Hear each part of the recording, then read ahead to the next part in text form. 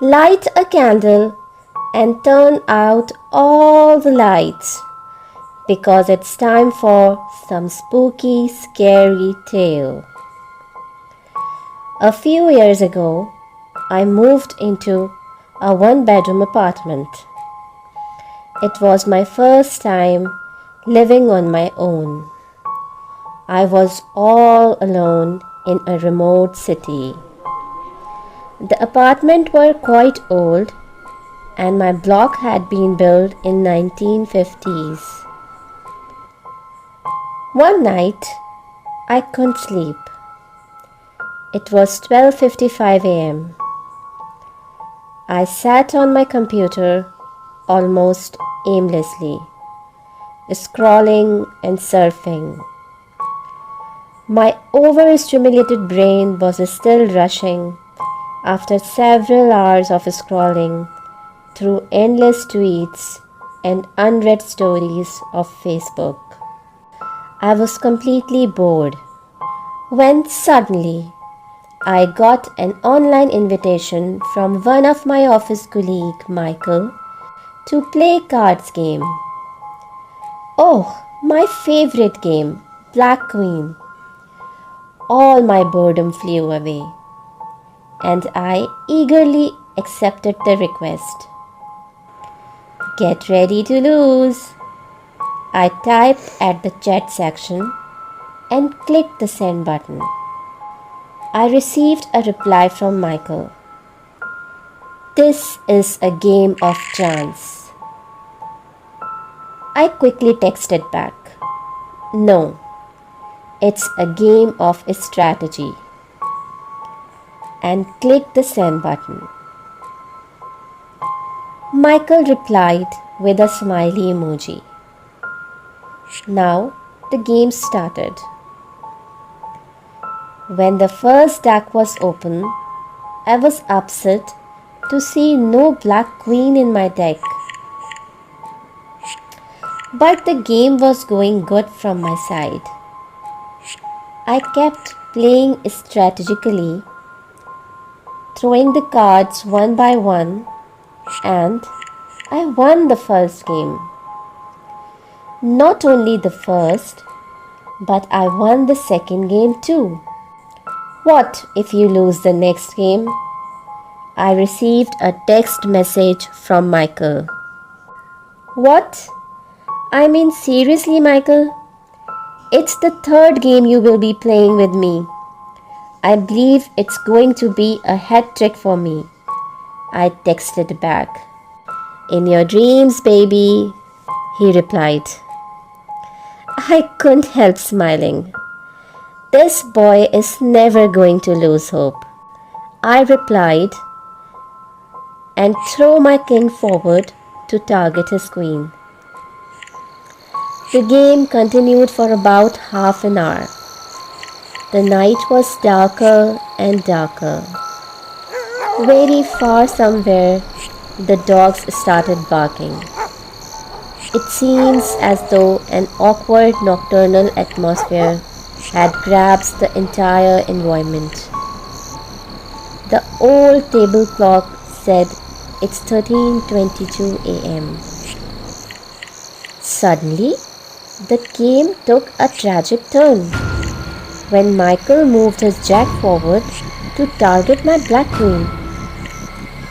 I couldn't believe my eyes. I didn't understand how I had not seen it coming. It was not that too hard to judge. Meanwhile, I received a text in the chat section. You missed. How did you do it? I replied, being tremendously excited. You are not the only clever guy around, he replied. I didn't mean that, but really, don't know why I couldn't see that coming. You impressed me, I texted back. Ha ha ha, now get over it and play, he replied. Now what? I can't do anything. I almost lost. No, you didn't. Think, typed Michael. I tried to get over it, but I was puzzled as I couldn't find a way out, even after looking at almost every possible card I can throw. Just then, my mobile started blinking, indicating a message has just arrived. Unlocking the phone, I found out a text saying, "Use your 10 of spades." I returned to the screen and realized I could have easily beaten the deck down by 10. But who is this fellow who helped me? How come he knew in what condition I was? Being confused, I asked myself. I tried to see the name of the sender, but no, it was only showing unknown. Surprisingly, there was no number at all, which seemed to be entirely impossible. "Who are you? How did you know?" I texted back. "Ha ha ha," the unknown replied. At first, I couldn't guess who it was. Then I looked at the computer screen and saw a text from Michael saying, "I'm waiting. It's your turn." Oh, relaxing a bit, I replied to Michael, "Was that you? Oh gosh, you really scared the crap out of me." "What? What are you talking about?" replied Michael. I asked Michael about the message, but he denied, saying that he had not done anything like that. So I texted the unknown asking his name. This time the unknown replied, "I am the devil." "You? What?" I texted back surprisingly. "Yes, you read it right. You can call me devil, Satan, darkness, whatever you want." "Is this a prank or something?" I typed. "No, it's not. Does it look like a prank?" he asked. I was confused, as I had not faced something like that ever before. I was a bit frightened too. Just then, Devil texted, "Are you afraid?" How the hell does he read my mind? I thought, getting more confused. "What do you want?" I replied. "You," he texted back. "What?" I was extremely scared. "Yes, I want you. You have to lose your soul in my hands today. It's your time," he texted back.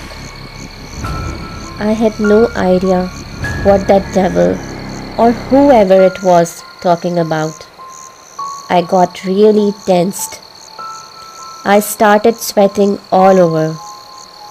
The barking of dogs became louder and louder. I felt a terrible pain in my head. Is it really my time? I don't want to die. Sending this, I switched off the phone and tried to calm down. Surprisingly, the phone turned on by itself, like something paranormal, showing a text saying, "Decide wisely, 'cause when there is death, someone must die." "Just go to hell," I replied. "Ha ha ha, you forgot the game," he replied back. Suddenly, I realized that Michael was waiting for his turn.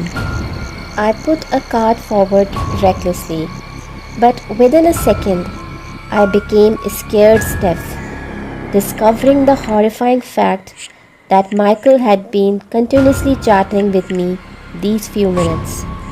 But I had not answered any of those. Then who? Then who replied all the texts of Michael? I was utterly puzzled.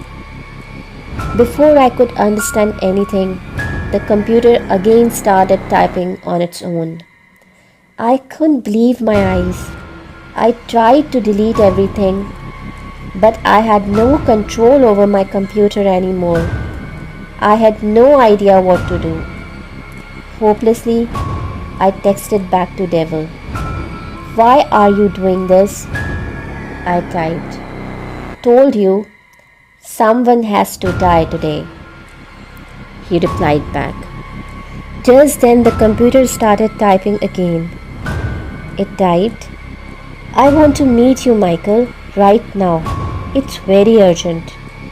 Please come down within 5 minutes at the backside gate of your apartment. Oh my God, no. The devil is going for Michael. Leaving my room, I came outside and started running towards his apartment without having any idea whether I could be able to save Michael or not. It was almost 3 a.m. The roads were empty. Only the lampposts were standing there watching me running. Finally, I reached the spot and saw someone standing very far on road, just near the front gate of the apartment, alone. I ran towards him and I tried to tell everything at once, but I just couldn't explain at all. I didn't call you. Believe me, it was someone else. Suddenly, my mobile rang and I picked it up and put it on speaker. It said, Hello, it's me, Michael. I'm calling from a different number. I want to tell you that I was not playing the game with you. It was someone else. It wasn't me. I don't know what is going on. After that, I couldn't hear anything. I looked at the person standing in front of me with a devious look, weirdly smiled and said, You lost. I told you, it's a game of chance.